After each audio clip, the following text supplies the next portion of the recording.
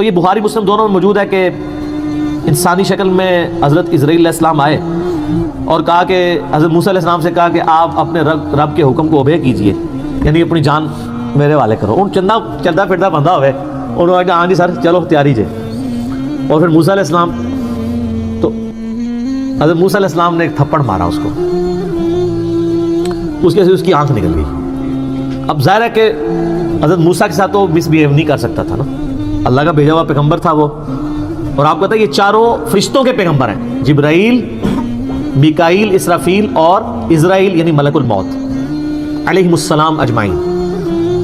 یہ انبیاء کے یعنی فرشتوں کے انبیاء ہیں، اسی وجہ سے یہ انسانوں کے انبیاء کے استاد بھی ہیں، ورنہ نبی کا استاد غیر نبی نہیں ہو سکتا، یہ میں آپ کو لاجیکلی بتا رہا ہوں۔ تو حضرت جبرائیل علیہ السلام انبیاء میں سے ہیں، فرشتوں کے انبیاء میں سے۔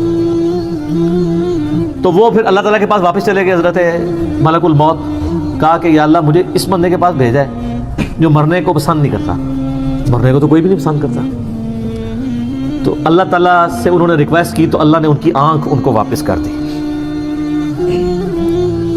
یار حضرت اسرائیل علیہ السلام کی آنکھ نکل جائے تو وہ کس سے ملتی ہے؟ اللہ سے۔ اچھا ایک اندر اسرائیل کو روح کھو لی، گیچی مروڑ دے 2 منٹ تھوڑی روح کھونے والے ہو۔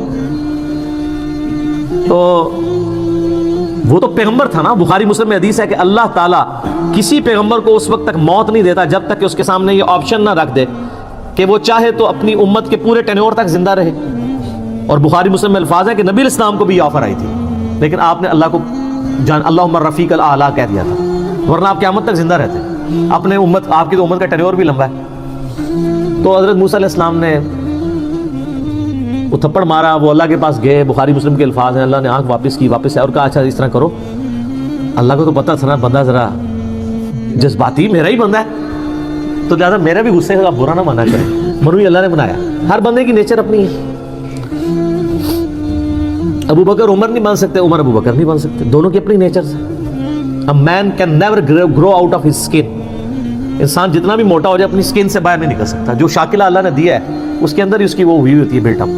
بہرحال اللہ نے فرمایا اچھا موسیٰ سے کہو کہ کسی بیل کی پشت پہ اپنا ہاتھ رکھے، اس کے ہاتھ کے نیچے جتنے بال آ جائیں گے نا اتنے سال اور زندگی بڑھ گئی۔ سر وہ تو سینکڑوں بال بنتے ہیں۔ تو حضرت اسرائیل علیہ السلام یہ جب پیکج لے کے آئے نیا کہ حضرت تعالی تے معذرت ہوں اے پیکج ہے وہ تہاڈی مرضی ہے۔ دیکھو منی پھر موسیٰ دی گئی ہے، ہونا تو چاہیے تھا کہ جس نے مارا ہے اسے بدلہ لیا جاتا، لیکن لاڈلا ہے۔ تو انہوں نے کہا اچھا اتنے سال میں زندہ رہوں پھر کیا ہوگا؟ انہوں نے کہا پھر موت، کل نفس ذائقۃ الموت، ہر ذی روح نے موت کا مزہ تو چکھنا ہے۔ تو پھر انہوں نے کہا جب اتنے سال بعد مرنا ہی ہے تو اب کیوں نہیں، جب یہ میں نے جام پینا ہی ہے موت کا۔ تو پھر انہوں نے کہا اے اللہ بس میں تجھ سے یہ دعا کرتا ہوں کہ مجھے ارض مقدس یروشلم کے قریب کر دے، میں اتنا قریب ہو جاؤں کہ وہاں سے اگر کوئی پتھر بھی پھینکے نا تو میری قبر تک پہنچ جائے، وہ مقدس زمین کے۔ جیسے ہماری بھی خواہش ہوتی ہے بقیع غرقت میں دفن ہو۔ مسلم شریف میں حدیث ہے کہ جس نے مدینے کے مصائب پہ صبر کیا تو میں اس کا شفیع بنوں گا۔ ترمذی میں الفاظ ہیں کہ ہو سکے تو مدینے میں مرو، جو مدینے میں مرے گا میں اس کی شفاعت کروں گا۔ اور بخاری میں حدیث ہے حضرت عمر کہا کرتے تھے اے اللہ مجھے شہادت کی موت دینا، اپنے رسول کے شہر مدینہ میں موت دینا۔ اللہ نے دونوں ان کی دعائیں قبول کر لی، کیونکہ سب سے پہلے شفاعت اہل مدینہ کی ہونی ہے، بشرطے کہ وہ آپ کے فرقے کا ہو۔ ہاں سر فضائل اعمال والے شیخ زکریا صاحب بھی مدینہ شریف بقیع غرقت میں دفن ہے، اور فضائل سنت والے الیاس قادری صاحب کے پیر صاحب ضیاء الدین مدنی بھی وہاں پہ دفن ہے، اور ہماری ماں سیدہ عائشہ بھی وہاں دفن ہے، امام حسن علیہ السلام بھی وہاں پہ دفن ہے، امام باقر بھی وہاں پہ دفن ہے، امام مالک بھی وہاں پہ دفن ہے، حضرت عثمان غنی بھی وہاں پہ دفن ہے، اور عبداللہ ابن ابی بھی وہاں پہ دفن ہے۔ قبروں سے کوئی فرق نہیں پڑتا، اتنے نئے لوگوں کے ساتھ اس منافق کی قبر بھی ہے، پہلے تو سارے قبرستان ہوتے سن۔ تو اچھا انہوں نے دیکھ لے اس سے اسرائیل سے نہیں کہا کہ منو جا لین دے، اللہ سے ہی مانگا ہے، تو اللہ نے ان کو قریب کر دیا۔ اور نبی علیہ السلام فرماتے ہیں جب وہ قریب ہوئے تو وہاں پہ ان کو موت دے دی، اور اگر میں چاہوں تو تمہیں سرخ ٹیلے کے پاس موسیٰ علیہ السلام کی قبر بھی دکھا سکتا ہوں۔ یعنی حضرت موسیٰ علیہ السلام گمنامی میں ایک قبر میں دفن ہے، کوئی مزار نہیں ہے سر۔ مزار یا لوگوں کا آنا اگر بزرگی کی دلیل ہو تو وہ بزرگ جس کا نام قرآن میں 125 دفعہ ہے موسیٰ علیہ السلام, اس کی قبر بھی ان نون ہے. ظاہر ہے جب وہ اکیلے وہاں پہ, بخاری مسلم میں, صحیح مسلم میں 2 حدیثیں ہیں, آپ علیہ السلام فرمایا میں نے شب معراج سرخ ٹیلے کے پاس موسیٰ علیہ السلام کو قبر میں نماز پڑھتے ہوئے دیکھا ہے, اگر میں وہاں سے گزروں تو میں قبر بھی دکھا سکتا ہوں. اور اللہ کر رہے ہیں آخرت کی زندگی میں, اس کا دنیا سے کوئی تعلق نہیں. تو یہ واقعہ بالکل درست ہے. اس پہ منکرین حدیث کا یہ والا اعتراض جو تھا وہ غلط ہے کہ وہ مطلب حضرت موسیٰ علیہ السلام کی ایک طبیعت تھی, وہ کہتے ہیں نہیں نافرمانی کی ہے, اللہ کے حکم کے لیے آئے تھے.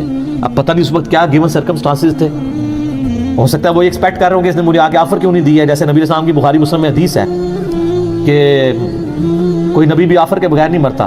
تو دیکھو نا بھائی پھر پیکیج لے کے آیا ہے نا, وہ پہلے لے کے آتا نا. ٹھیک ہے, باقی ہر چیز اللہ کی مرضی سے ہی ہو رہی ہوتی ہے.